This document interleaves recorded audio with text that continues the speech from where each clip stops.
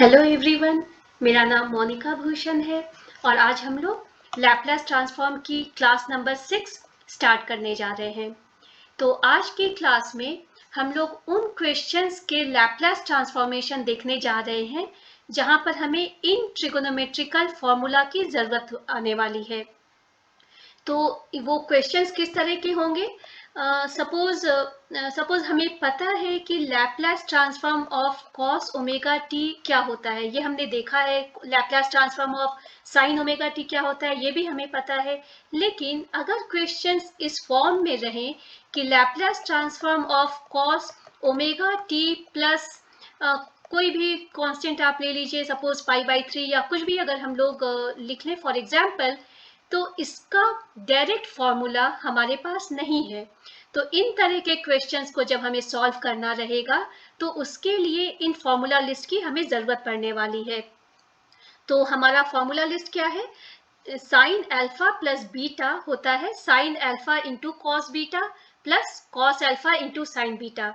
Similarly sine alpha minus beta, cos alpha minus beta, cos alpha plus beta, ये सारे formula को हम लोग इस एक्सपैंडेड दो टर्म्स में भी लिख सकते हैं और ऐसा लिखने के बाद में हमारा क्वेश्चन सॉल्व करना मच इजियर हो जाएगा। तो इसे हम लोग अब देखने जा रहे हैं कि इन तरह के क्वेश्चंस को सॉल्व करने के लिए हमें कौन से स्टेप्स की करने की ज़रूरत है। ओके, इसे मैंने सिंपली इसे यूज़ किया है क्योंकि ये हमें ज़रूरत पड़ने वाली है आज की भी क्लास में इन वैल्यूज़ की। आपको इन वैल्यूज़ को आपको पता भी होगा और आपके पास कैलकुलेटर भी है। फाइन, तो अब हम लोग स्टार्ट कर रहे हैं। फर्स्ट क्वेश्चन हमारा है, फंक्शन अगर दिया हुआ है sign omega t plus 5। Okay, तो इस तरह के क्वेश्चंस को सॉल्व करने के लिए हमारे पास कोई स्टैंडर्ड फॉर्मूला नहीं है। तो इसे हम लोग किस तरह से सॉल्व करने वाले हैं? तो हमें पता है कि साइन ओमेगा टी प्लस 5 ये एक जनरल क्वेश्चन मैंने लिया है। 5 और ओमेगा की वैल्यू आप कुछ भी डाल सकते हैं। तो हमें मालूम है कि साइन अल्फा प्लस बीटा होता है sine alpha into cos beta plus cos alpha into sine beta के। सिंस हमें ये फॉर्मूला मालूम है, इसी फॉर्मूला पर हम लोग इस टर्म को भी एक्सपैंड कर देंगे। तो यहाँ हमने लिखना है कि साइन ओमेगा टी प्लस 5 हो जाएगा sign omega t into cos 5 plus cos omega t into sign 5। Okay, अब इसके बाद हमें ये इसी टर्म का लैपलास ट्रांसफॉर्म निकालना है। या तो हम इसका लैपलास ट्रांसफॉर्म निकालें या सिमिलर वे में हम लोग कह सकते हैं कि अब हम लैपलास ट्रांसफॉर्म निकालने जा रहे हैं इन दो टर्म्स के। दोनों कुछ भी करें, बात बराबर है। तो Laplace transform of sine omega t into cos 5 को हम लोग कैसे लिखने जा रहे हैं? इस टर्म को अगर आप ध्यान से देखें तो हमने पिछली क्लास में क्लास नंबर 5 में दो साइन या कॉस के प्रोडक्ट्स को सॉल्व किया हुआ था एग्जैक्टली। लेकिन क्या हमें उस फॉर्मूला की, उस रूल की ज़रूरत है यहाँ पर?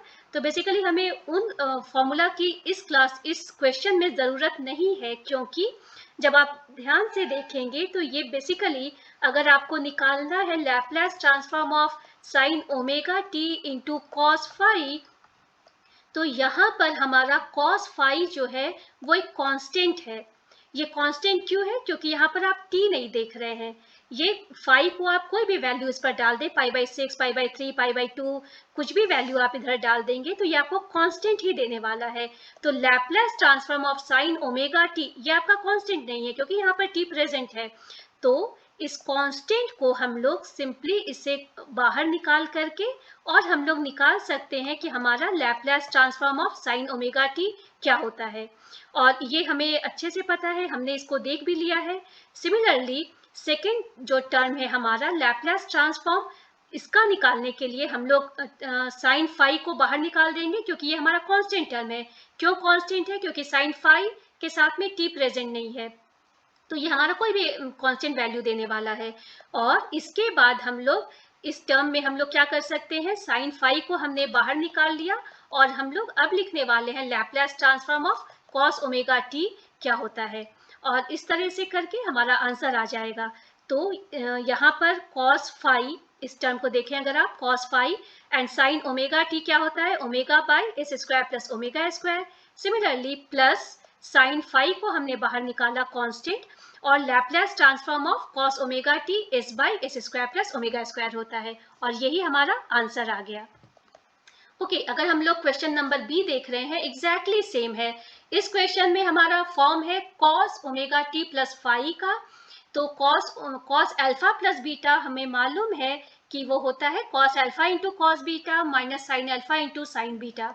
ओके, तो इस टर्म में थोड़ा फॉर्मूला में भी हमें केयर रखने की जरूरत है कि साइन के केस में sine alpha cos beta, cos alpha sign beta होता है, लेकिन कॉस ए प्लस बी में या कॉस अल्फा प्लस बीटा में दोनों कॉस और दोनों साइन एक एक टर्म में रहते हैं, तो इसे थोड़ा इसमें कंफ्यूज होने की जरूरत नहीं है।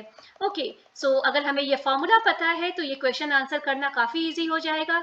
हमने लिख लिया cos omega t plus phi होता है cos omega t into cos phi minus sine omega t into sine phi. और सिमिलरली हम लोग इसका जब लैप्लास ट्रांसफॉर्म निकाल रहे हैं, मतलब हम लोग लैप्लास ट्रांसफॉर्म इन दो टर्म्स के निकालने जा रहे हैं, और इनका निकालना फार इजी है। कॉस फाई कांस्टेंट है, हमने बाहर निकाल लिया है, कोई टी नहीं है तो इसे हमने बाहर निकाला, और Laplace transform of cos omega T हमने निकाल लिया। सिमिलरली माइनस साइन के साथ में साइन फाई को हमने बाहर निकाला कांस्टेंट होने की वजह से, और Laplace transform of sine omega t हमारा omega by s square plus omega square आ गया, और यही हमारा आंसर है इस क्वेश्चन का।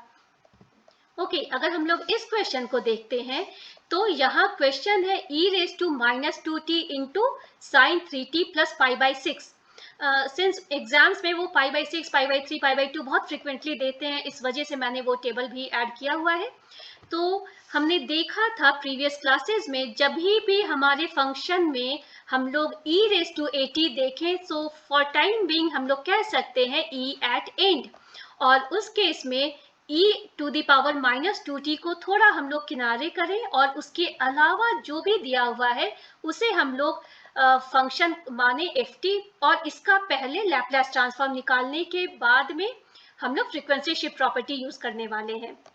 ओके, तो हमने करना क्या है यहाँ, इसको हमें मालूम है sine three t plus pi by six sine alpha plus beta के फॉर्मूला में पुट करने से हमारा आ जाएगा sine three t plus pi by six होगा sine three t into cos pi by six, क्योंकि मेरा बीटा जो है पाई बाई सिक्स है, अल्फा जो है थ्री टी है, plus cos three t into sine pi by six. ये जो टर्म है हमारा sign three t plus pi by six है। Similarly e raise to minus two t को हमने यहाँ पर रखा है, लेकिन इस पर हम लोग इसको सिर्फ सिंपली हमने इसको रखा हुआ है, इस पर हम लोग काम थोड़ी देर से शुरू करने वाले हैं। Okay, so e raise to minus two t यहाँ पर है, और कॉस पाई बाई सिक्स हमें देता है root three by two into sine three t, plus sine pi by six हमें देता है one by two into cos three t, और इसे ब्रैकेट को हटा करके हमने टर्म्स को सिंप्लीफाई कर लिया है। रूट थ्री बाई टू को कांस्टेंट को एक कॉर्नर में रखा, e raise to minus two t into sine three t plus one by two constant है into e raise to minus two t into cos three t. तो ये complete thing actually क्या है, ये कंप्लीट जो है हमारा, इसको एक्सपैंड करने के बाद में हमने यहाँ पर लिखा है। अगर हमें लैप्लास ट्रांसफॉर्म इस टर्म का निकालना है तो हम कह सकते हैं कि हमें लैप्लास ट्रांसफॉर्म इस टर्म का निकालना है, करेक्ट। मतलब कि हमारा यहाँ पर फाइनली हमें लिखना है Laplace transform of first term plus Laplace transform of second term. Okay, तो इसे हम कैसे लिखने वाले हैं, रूट थ्री बाई टू को हमने यहाँ, आप ध्यान दें, रूट थ्री बाई टू को हमने कॉर्नर पर रख लिया कांस्टेंट को, और हम लोग अब क्या करने जा रहे हैं, Laplace transform of e raise to minus two t into sine three t निकालने जा रहे हैं। तो आपने अगर ये फ्रीक्वेंसी शिफ्ट प्रॉपर्टी की क्लास नंबर 2 को नहीं देखा है तो आप उसे देख लेंगे तो आपको ये स्टेप क्लियर हो जाएगा। मैंने एक ही स्टेप में यहाँ लिख दिया है कि हमने पहले साइन थ्री टी का लैप्लास ट्रांसफॉर्म किया, और वो हमें देता है three by s square plus three square जो कि 9 है। तो ये है three by s square plus 9, और जहां भी हमने s देखा है वहां हमें शिफ्ट करना है a से। यहाँ मेरा a क्या है, -2 है, तो डिनोमिनेटर में हमें क्या लिखना है, s माइनस a मेरा क्या है -2, और तब उसका स्क्वायर लगा के +9 लिखना है, तो माइनस माइनस मेरा प्लस बन गया, इस वजह से s + 2 होल स्क्वायर +9, ये टर्म का आंसर आ गया। सेकेंड टर्म में हमने क्या देखा है, 1/2 कांस्टेंट है, बाहर निकाला, और हमने Laplace transform of cos 3t लिया है, जो कि होता है cos 3t का लैप्लास ट्रांसफॉर्म क्या हो जाएगा, s न्यूमरेटर में, डिनोमिनेटर में s स्क्वायर प्लस 3 स्क्वायर जो कि 9 है। और जब हम लोग फ्रीक्वेंसी शिफ्ट प्रॉपर्टी को यूज करते हैं तो क्या होता है, s जहां भी है उसे शिफ्ट कर देते हैं a से, तो s माइनस ऑफ -2 जो कि हमें देगा s plus 2। Similarly s minus of -2 का होल स्क्वायर प्लस 9 जो कि हमें ये आंसर देगा। तो इस तरह से इस फॉर्म के क्वेश्चन को हम लोग सॉल्व करते हैं और यही हमारा फाइनल आंसर आ जाता है। ओके, तो अगर आपको ये क्लास यूजफुल लगी हो तो प्लीज लाइक और सब्सक्राइब करें मेरे चैनल को। Thank you.